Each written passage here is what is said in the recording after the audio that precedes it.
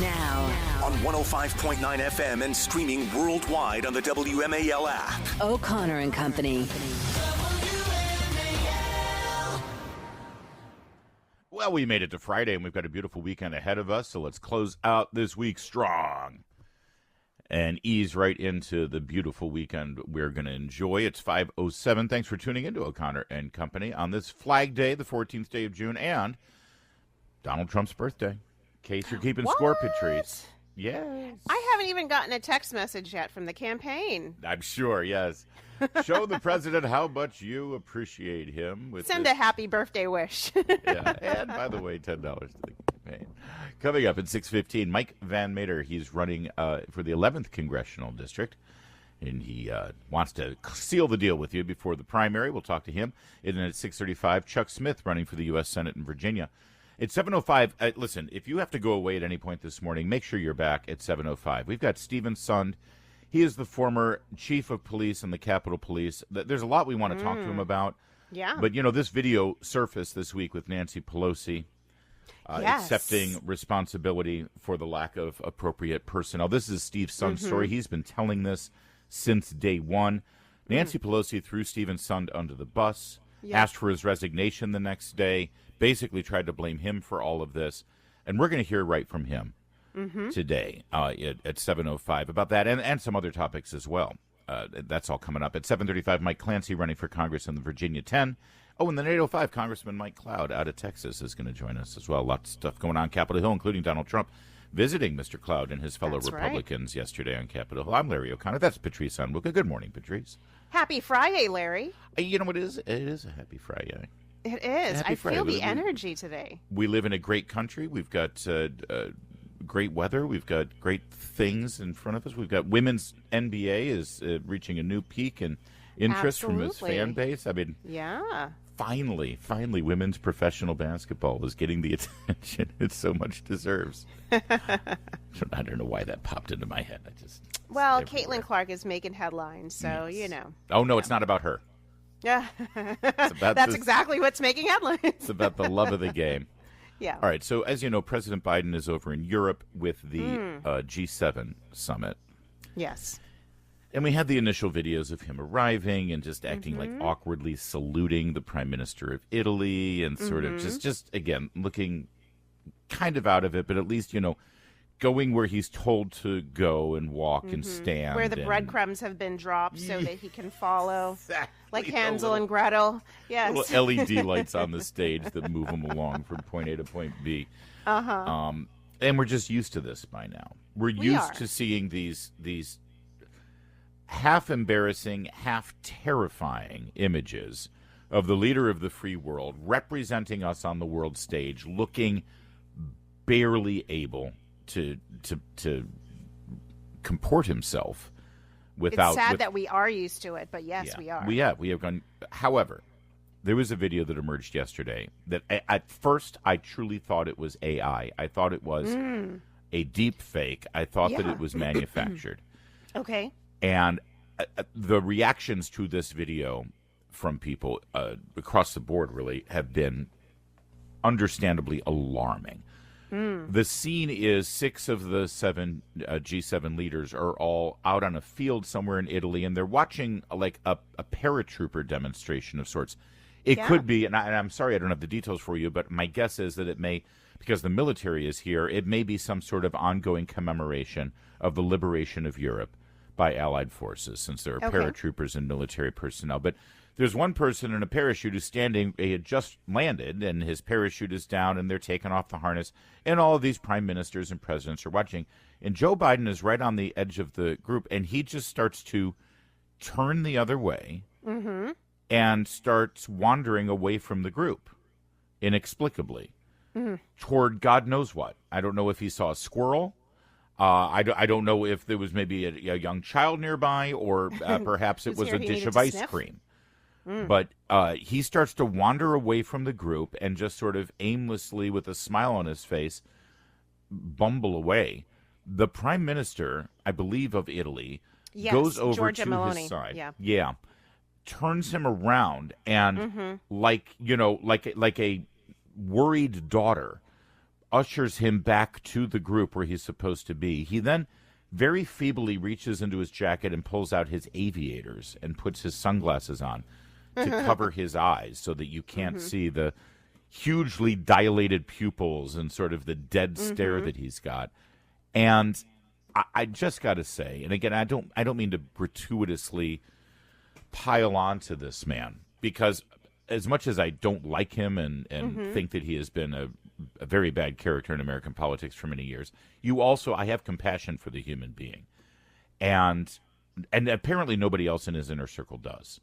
Because this is a man incapable of continuing his job. I'm sorry. It's embarrassing, sad, and scary.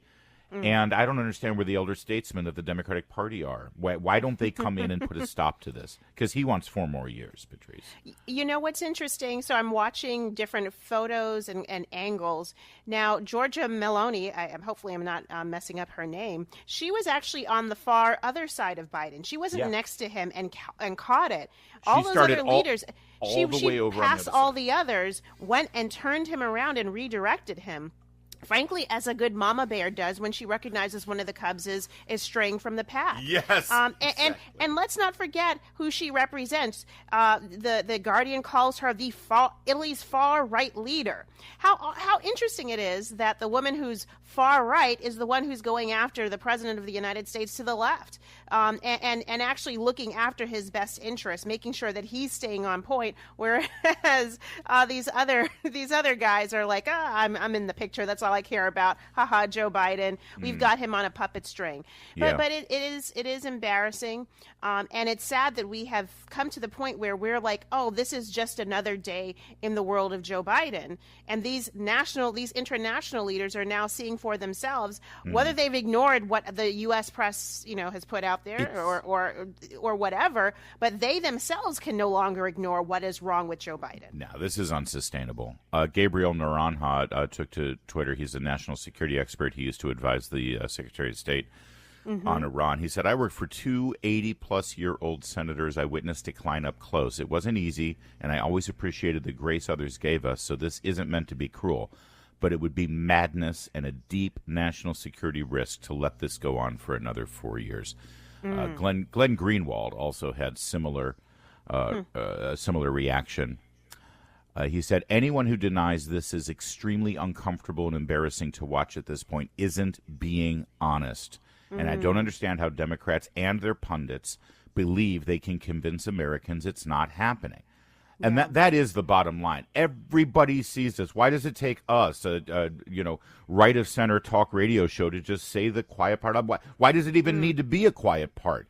This isn't about being deferential to Grandpa and we love Grandpa and we don't want to hurt his feelings. Okay, that's fine, but he's not my Grandpa. He's my president. He's the leader of the free world. He has the nuclear codes, for God's sake. He's the commander-in-chief of our military, and we deserve better than this.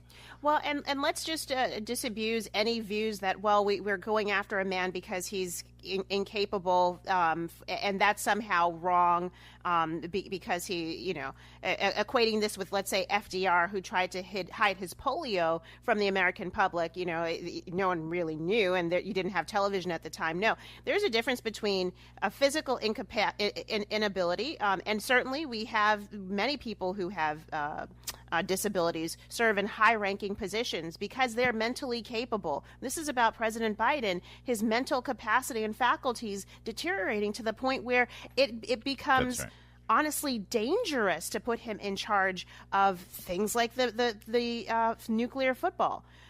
Put him in charge of, there's so many things whose hundreds of millions of lives rest on this man's decisions. And if he is not capable of making decisions, then why is no one else sounding the alarm? Why isn't anybody talking about the 25th Amendment at this point? It's 5:15 WMAL.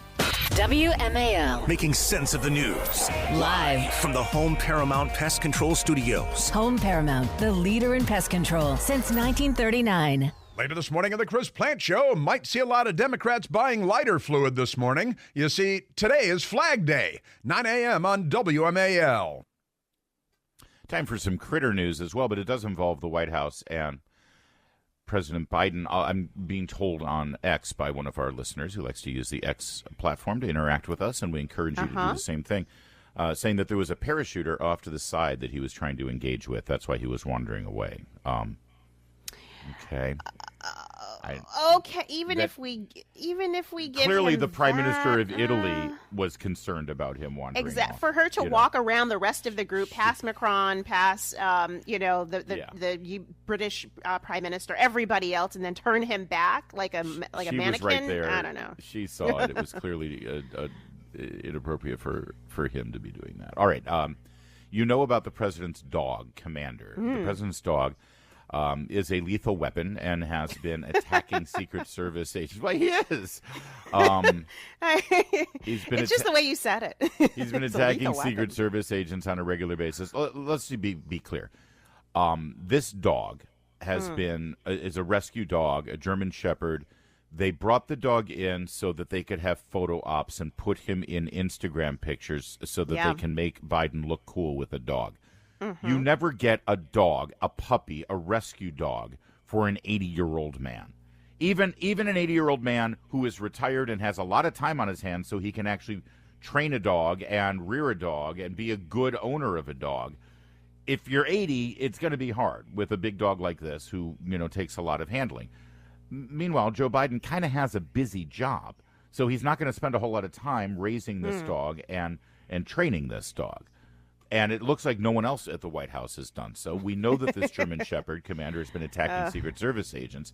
But now, according to the New York Post, he repeatedly watched the dog attack Secret Service members. Oh, no.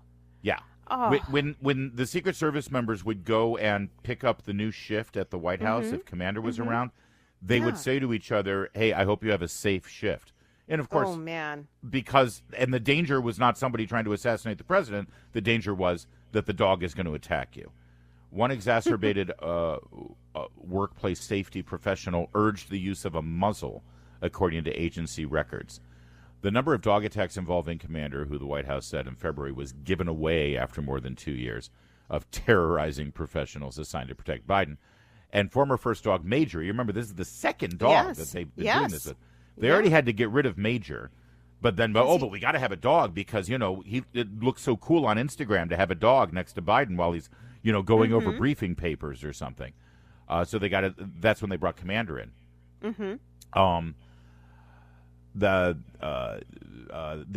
They believe now the number of attacks could top 36, according to the new records. That's crazy.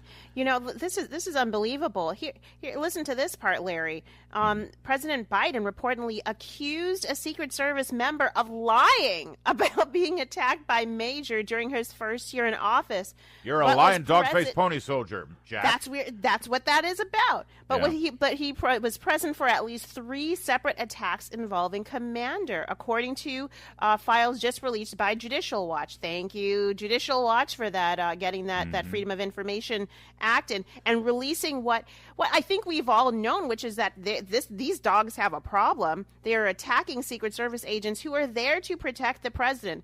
If these dogs are plants by Al-Qaeda or whatever terrorist group is still around, boy, oh boy, are they doing a good job of getting access to the president, right? I mean, you're right. Come on now. Here's an incident that occurred September 12th, 2023, so just about, 9 months ago, 10 months ago.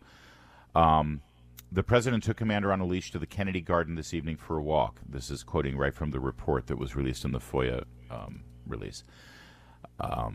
While Biden and Commander were in the Kennedy Garden, I was standing halfway from the bookseller's lobby and the family theater, the agent wrote, referring to the area where the main White House connects to the East Wing. Biden opened the bookseller door and said, and whatever he said is redacted, as I started to walk toward him to see if he needed help, Commander ran through his legs and bit my left arm through the front of my jacket. I pulled my arm away and yelled, "No," the victim wrote. Biden also yelled something to Commander. That's also redacted. I guess anything that Biden says is redacted. Executive privilege, When turning to close the door, the special agent went on, Commander jumped again and bit my left arm for the second time. Biden again yelled at Commander and attached the leash to him. My suit coat has 3 holes, one being all the way through. No skin was broken. And then there's photos of all these incidents as well. And Biden has seen all of this. He just sits there and watches this occur. And this went on for 2 years. Does he have an issue with law enforcement, particularly the ones who are protecting him? Yeah. I mean, I can't understand why the president would turn a blind eye to the rampant violence in the White House being conducted by a member of his family. I mean, right. You know, on the outside, he pretends that he's so loving and you know, thoughtful, and but then behind the scenes, I think we're seeing another side of President Biden, which is that he's more than willing to accept criminal behavior on behalf of family members and turn a blind eye to it. I mean, is that not, I'm wait a minute, are we still talking about the dog, or are we talking about Hunter now at this point? Could apply to a lot of different scenarios, I'm saying. Let's not forget the New York Post cover last summer showed a picture of Biden with the dog, and it said, "There's an easily startled, confused creature in the White House prone to fits of anger, and there's also a German Shepherd." The headline was Commander in Chomp. It's 5:23.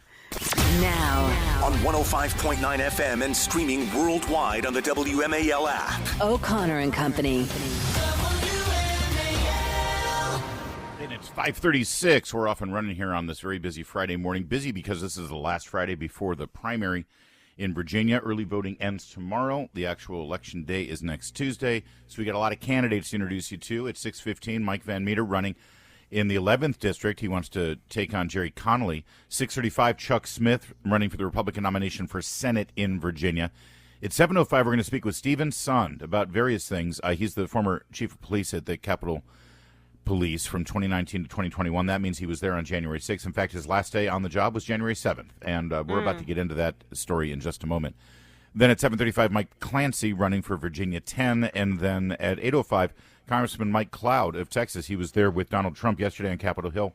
Tell us what it was like. I'm Larry O'Connor. That's Patrice Onwuka. Good morning, Patrice. Good morning. Happy Friday. Let's get it. Let's get to it. All right. Now, you remember earlier this week, video was released of Nancy Pelosi as she was leaving. She was being whisked away from Capitol Hill in her limousine, and she acted like she had no idea in any way whatsoever why they didn't have enough security on Capitol Hill that day for January 6th. We have responsibility, Terry. We did not have any accountability for what was going on there, and we should have. This is ridiculous. You're going to ask me in the middle of the thing when they've already breached the inaugural stuff that should we call the Capitol Police? I mean, the National Guard? Why weren't the National Guard there to begin with? They thought that they had sufficient resources. No, there's not a question of how they had. They don't know. They clearly didn't know, and I take responsibility. All right. Now, we at the time played this audio for you, and then we juxtaposed some of Stephen Sund, the former chief of police for the Capitol Police. We played his testimony where he explained, oh, no, we asked for more. We were told no. Somebody has put these together in a montage, and it's very, very effective. I want to play as much of this as I can. So let's sit back and take a listen to this. I am calling for the resignation of the chief of the Capitol Police, Mr. Sund. That's Nancy Pelosi on January 7th. She sounds muffled because she was wearing a face mask at the podium for her press conference. And, gosh, it seems like so long ago, January of 2021. And she's saying that she called for the resignation of the chief of police, Stephen Sund. And I have received notice from Mr. Irving that he will be submitting his resignation. We have responsibility, Terry. We did not have any accountability for what was going on there, and we should have. This is ridiculous. You're going to ask me in the middle of the thing when they've already breached the inaugural stuff that should we call the Capitol Police? I mean, the National Guard? Why weren't the National Guard there to begin with? Chief Sund, in your transcribed interview, you mentioned that you met with the House Sergeant at Arms regarding the National Guard prior to January 6th. Is that correct? Yes, sir. And who was the House Sergeant at Arms leading up to and on January 6th? That would be Paul Irving. And the House Sergeant at Arms is appointed by who? As appointed at that time by Speaker Pelosi. And in your transcribed interview, you mentioned that when you first brought up the National Guard to the House Sergeant at Arms in the days leading up to January 6, that Mr. Irving said he, quote, didn't like the optics, end quote. Is that correct? Why weren't the National Guard there to begin? All right, you can kind of get the flavor of this as they keep interspersing in this montage the testimony that Mr. Sun gave.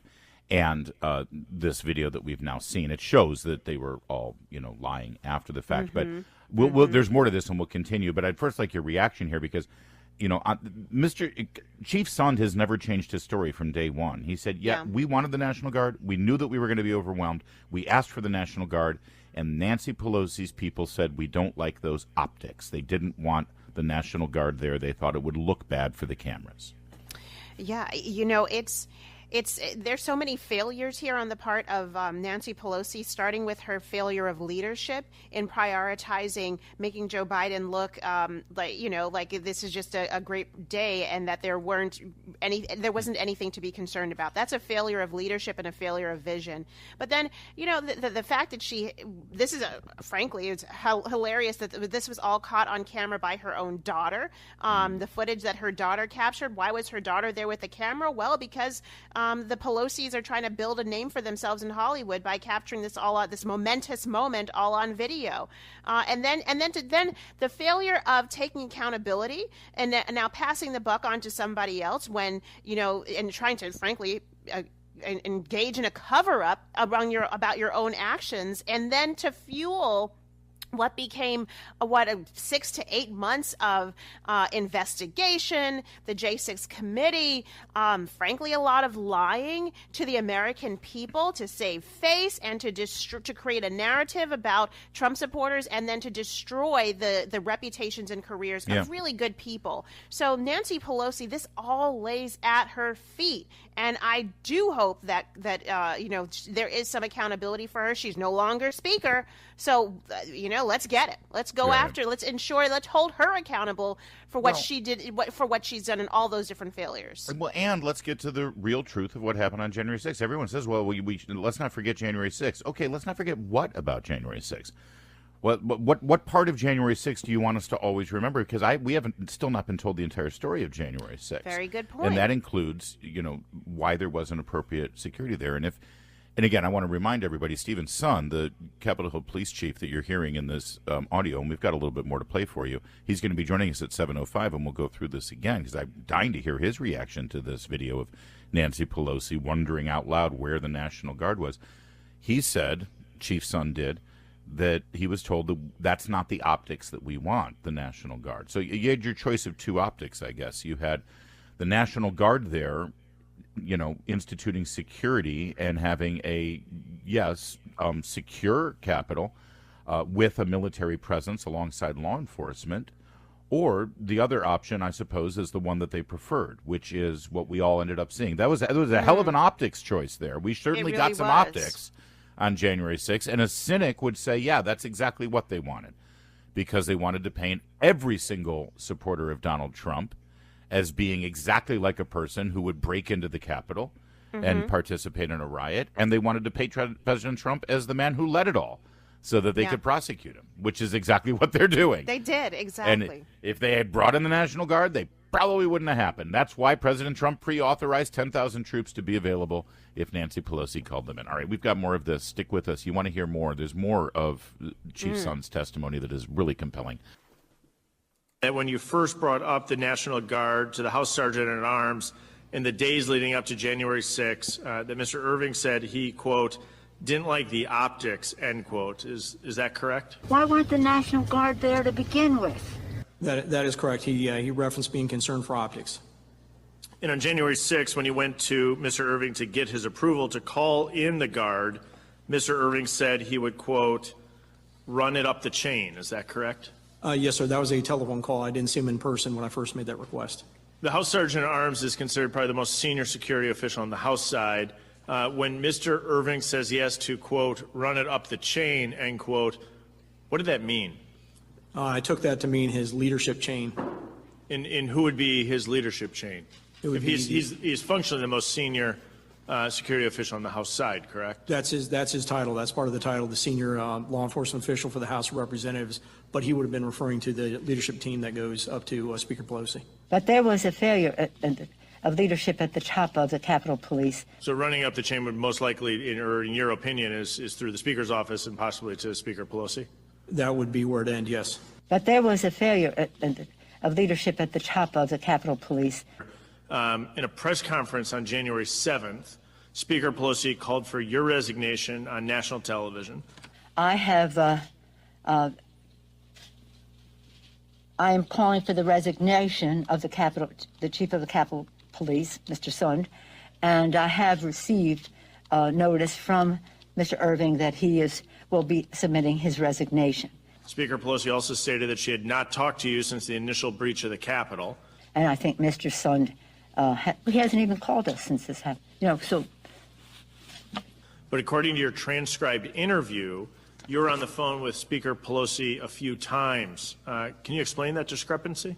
Yeah, that is correct. I spoke to Speaker Pelosi 3 times that evening. The first time when I went over to brief Vice President Pence at the secure location, I had called House Sergeant at Arms Irving, told him I was going over to brief the Vice President. I was also going over to do a personal assessment of the Capitol.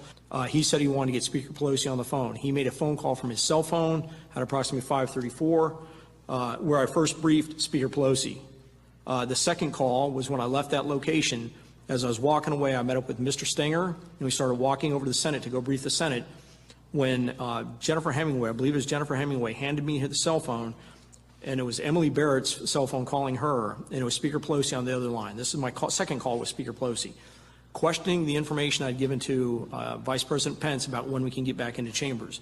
Call number 3 was 6:25 p.m. I was over at the Senate, and on a cell phone using Robert Karam's cell phone, they dialed leadership, who was over off-site at a secure location, and I briefed all of the leadership of the plans to get them back into chambers. That would have been call number 3 with Speaker Pelosi. All right, so there's more to this, and we can play a little bit more, but again, I want to just interrupt. This is a great montage that has been put together that shows things that Nancy Pelosi said in that press conference calling for Capitol Hill Police Chief Sund's resignation, saying that he didn't even call us, he didn't even talk to us, and there's Chief Sund. By the way, that testimony that he's giving, Patrice Onwuka, is in September of 2023. That testimony was not part of the January 6th Select Committee investigation of the events of January 6th. This is information that they didn't want. Yes. When they were getting to the truth of January 6th in prime time, and they didn't want to know from the Capitol Hill police chief about the events that happened and what transpired and whether he asked for more backup or whether he asked for National Guard, whether he wanted it, and who said no and who refused him and why.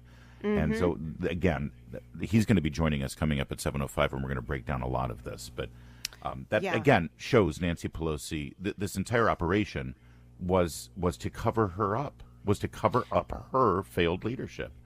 You know what's interesting about the J6 committee? They would rather have heard from Cassidy Hutchinson, who testified that she heard second-hand, that President Trump tried to grab the wheel of the from the Secret Service agents who were driving him around. Similar to a movie scene, rather than hearing testimony under oath, sworn under oath, from the chief of police for the Capitol Police. Right. That tells you something, right? That tells you that they were after a narrative rather than after the truth. It's shameful. It is. Here's a little bit more of this because eventually the truth is going to come out about things like this. It Frankly, does. this is sooner than I thought. Said that we'll have the after-action review, but it goes beyond the Capitol Police. It goes to the FBI. What was the shortcoming in their intelligence that they provided? It goes to the Department of Defense.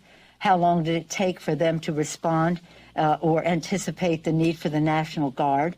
It goes to many other elements of the executive branch, and I think we have to have the full review. We have responsibility, Terry.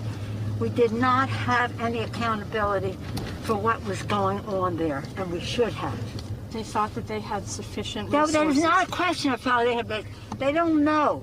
In your transcribed interview, you mentioned that when you first brought up the National Guard to the House Sergeant at Arms in the days leading up to January 6th that Mr. Irving said he, quote, didn't like the optics, end quote. Is that correct? That is correct. He referenced being concerned for optics. They clearly didn't know, and I take responsibility for not having them just prepare for more. Yeah, a very creative and effective montage there, by the way, put together of the various streams.